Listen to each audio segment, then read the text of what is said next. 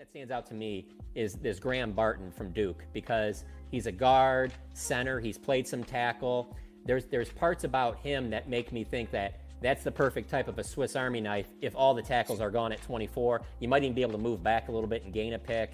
And then that guy has a chance. He could be your center. You could move him to left guard and then have Tyler Smith be your left tackle. You have some things you can move around there. But ideally speaking, I think they would love for 24 to find at pick 24 to find a left tackle. Here's my thing on it though, real quick. Like I really like Graham Barton. I do like the type of talent that he is. He's a very powerful player. He's one of the guys that, yes, he's played that left tackle position, but I don't think that scouts are looking at him to play that left tackle. No, I don't think so either. I think that's an emergency type thing. Center or guard. But the thing is, when it comes down to that center position, that is that is the quarterback of the offensive line. And my thing is, if I want to be able to find a guy. Yeah, that's a bad video there. Yeah. He got destroyed there, Yeah, I showed the good and bad. Yeah, I showed the good and bad, John. No, that's good.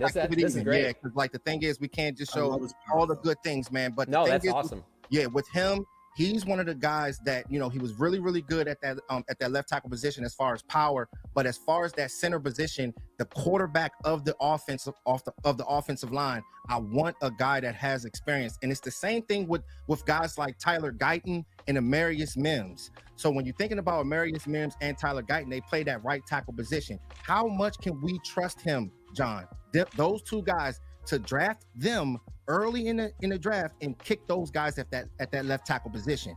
We got to be able to hit on this when it comes down to it. Yeah, and I'm not saying that it's going to be perfect. If you were to get one of those guys, there's going to be growing pains, but I think that they think that that's the best plan going forward, because they are kind of where they were in 2011. In 2011, they were rebuilding that offensive line, and I kind of feel like that's where they are right now. They had a chance in 2011. It wasn't like it was just this no-brainer take Tyron Smith. Obviously, that worked out, but they could have taken J.J. Watt there. Who knows how different things would have been if they take J.J. Watt? Obviously, maybe they'd have been more of a defensive team. Yeah, it's tough to say because most of the time the Cowboys are more of an offensive team. But they got Tyron Smith there, and it was that slow rebuild because the offensive line was getting old. I see them being in that same spot right now. So Tyron Smith wasn't perfect his rookie year. Obviously he was really good, and he's been really good whenever he's been healthy.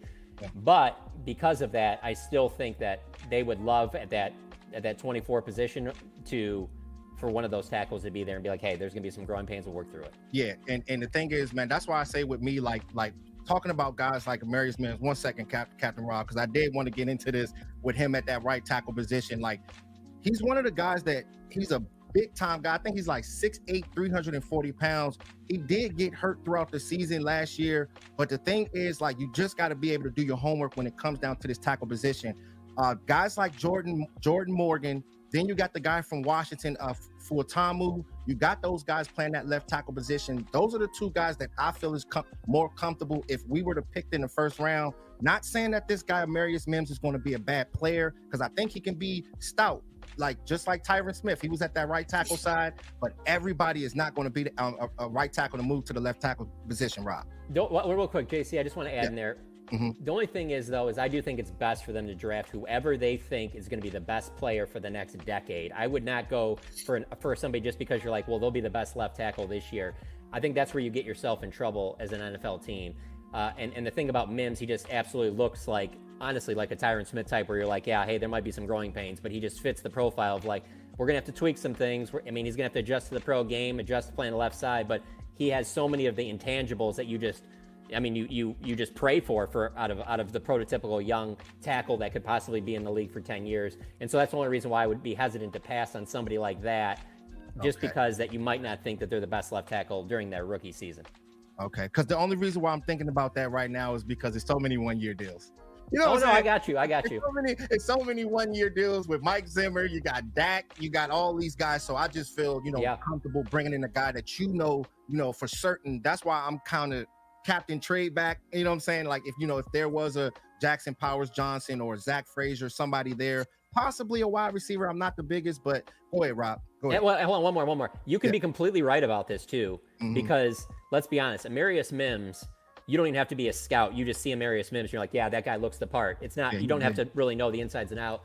Right. But I'll say this, at this time, a couple years ago, who would have ever said that they were going to take Tyler Smith in the first round at pick 24 and be as good as he's been out of Tulsa. Nobody would have said that, but the Cowboys knew that. They loved him. You know, I think about Tyler Smith a lot, and then the other one I think a lot about is what's it called? The tight end for the Lions, Sam Laporta. You know, last year in the draft, like he was the number one tight end on the Cowboys board. They love Laporta, but they weren't going to take him, you know, with that high first round pick, and we're hoping he'd fall to the second. And obviously they weren't able to get him. But like at last year at this time, I don't think everybody was saying, oh, well, Sam Laporta is going to turn into what he did. Like people knew he was a good player. Don't get me wrong, but Sam Laporta is performing like a guy where you're like, well, he should have never even made it out of the top 10.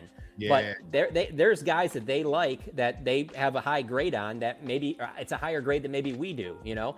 And so because of that, I don't think you can I don't think you can rule out any of these guys, because all it takes is Will McClay and maybe one other coach in the building be like, yeah, we know about Mims and we know about this guy, but this guy right here is exactly what fits our team. And this is the guy that'll be the best next to Tyler Smith for the next decade. And if that's the case, with their history of drafting offensive linemen, do what you do. Do what you do. Hey, hold it down, Rob. Go ahead, bro. My bad. We was chopping it down real quick. Yeah, sorry about that, Rob. We was giving our film analysis. I was like, hey, look, I got some more pressure. We got some more guys to talk about. We're on time right now.